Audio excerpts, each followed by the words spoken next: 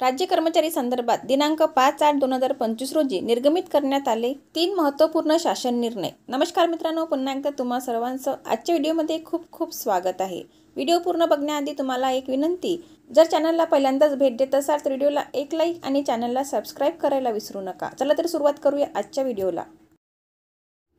राज्य कर्मचारी संदर्भात दिनांक 5 ऑगस्ट 2025 रोजी 3 महत्त्वपूर्ण शासन निर्णय निर्गमित करण्यात आले आहेत। नंबर 1, सेवानिवृत्त कर्मचाऱ्यांना निवृत्तीवेतनाचे लाभ।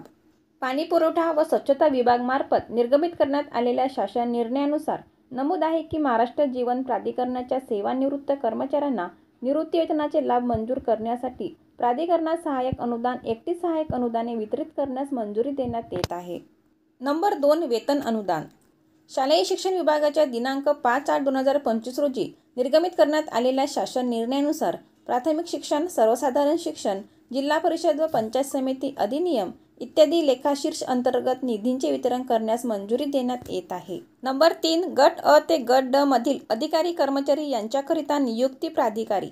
अर्थ व सांख्यिकी संचालनालयाच्या आस्थापनेवरील गट अ ते गट ड मधील अधिकारी कर्मचारी यांच्याकरिता नियुक्ती प्राधिकारी घोषित करण्याकरिता नियोजन विभागाकडून महत्त्वपूर्ण शासन निर्णय निर्गमित करण्यात आलेला आहे। भेटूया पुन्हा अशाच नवीन माहितीसोबत, तोपर्यंत धन्यवाद।